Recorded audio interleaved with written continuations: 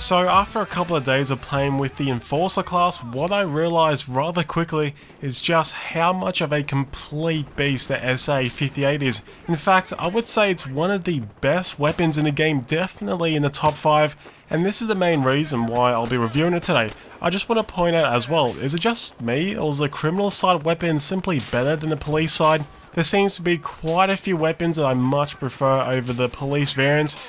But anyway, let's talk about the stats real quick so we can get a better idea how this weapon works. As we can see, it has a rate of fire of 650 RPM, which is the highest in its class. And you may or may not have already seen this, but take a look at that muzzle velocity. I seriously thought to myself during the beta, there's no way that's intended, but it does seem to be legit.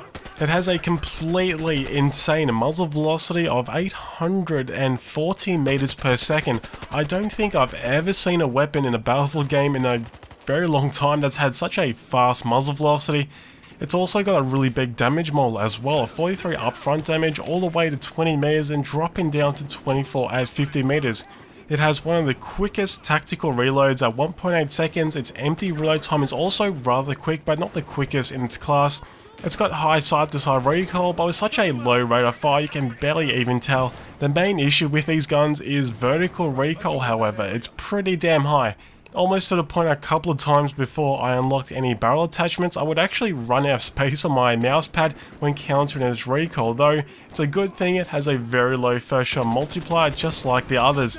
Its standing still and on the move minimum spread is low. In fact, it's the same as the M416 and the M16A3 assault rifles for the operator class. And just for some giant negatives, this weapon can only carry 20 rounds per mag, but seeing as it has such a high damage model, you don't need as many bullets to kill your target. It's also got a really big spread increase per shot, but like with the other negatives, it can be toned down by quite a lot to make it manageable. But anyway, stats is only half of the story. How does it actually perform in game? Is it a viable weapon in all situations? Can it take down enemies at long range? Is it competitive in close range? Well, the simple answer is yes. Like I said before, this gun is hands down one of the best weapons in the game. If you set it up right and respect its recoil and change the way you engage your targets at long range by tap firing, it's going to be probably one of your most favourite guns in the game. As for attachments, it was a hard decision between the heavy barrel, muzzle brake, or even the compensator. The muzzle brake lowers vertical recoil by around 18%, it also lowers side-to-side recoil by a pretty huge number, in fact it's 50%.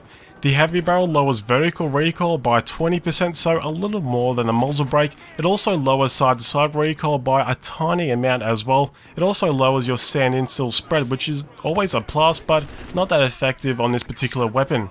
I actually decided to go with the Compensator barrel attachment just simply because it lowers vertical recoil by 40%, which is a massive help for this weapon, seeing as its vertical recoil is so damn high. The only problem is the Compensator adds more side-to-side recoil, but like I said before, seeing as it has such a low rate of fire, it shouldn't really bounce around too much. As long as you control your fire, like I said, you should be fine, but at the end of the day, just select whatever attachments you prefer. The second negative to the Compensator, it adds more spread increase per shot, which is really bad for this type of weapon, though apparently it only adds more spread increase per shot when you're crouched or prone, so when you're standing you should be fine, so just keep that in mind. I also went with the laser sight. I didn't really see a need for any of the other attachments for this slot, and last but not least, I highly recommend to throw on the Stubby Grip. In fact, I would argue it's an absolute must-have on any of the battle rifles. They have a really high spread increase per shot, and the Stubby Grip lowers it by 50%, so that's a pretty big reduction. But if you don't agree with my selection, then leave a comment down below. I would love to hear what your setup is for this particular weapon. Let's talk more about how it performs in different gunfights. Let me tell you guys a fact about this weapon. It has one of the best time to kills in the game across pretty much every distance up to about 150 meters. And that makes it extremely competitive. At 10 meters, it has the third fastest time to kill, only beaten by the MPX and the K10 SMGs, which is pretty damn impressive. That means it can outclass any assault rifle or carbine and most SMGs at close range. At 40 meters, it comes in at third once again, only to be beaten by the powerhouse assault rifles, so the M416 and the M16A3. and you can really feel this in game. In close range, especially if you get a headshot, that's 43 damage to the head. That's already wiped off 90% of your target's health in one bullet. All you need to do is just follow up with a shot to anywhere else in his body and he's dead. Medium range is also a lot like this. You'll be surprised how quickly you can take down targets. Even if you don't manage to get a headshot, you can still do quite a lot of damage per second. As for long range, it can get a little tricky. Even with the right attachments, you still need to counter its recoil quite a lot.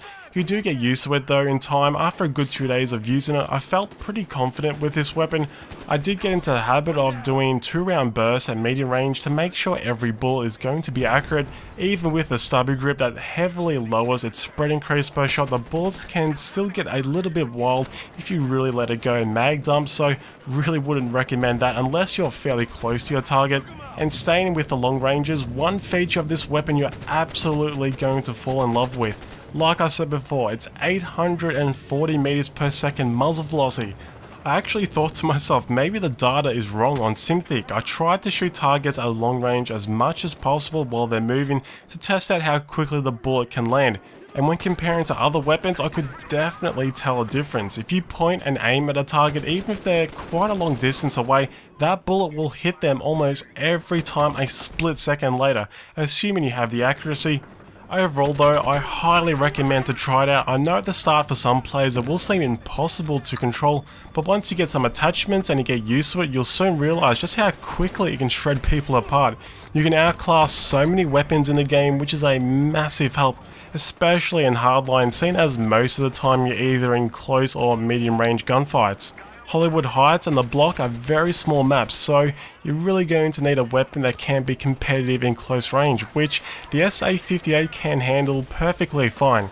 But anyway guys, that's it for my weapon review of the SA-58 OSW. Make sure to leave a comment down below if you agree or disagree with anything I've said. If you also love this weapon like I do, tell me your setup. What attachments do you use?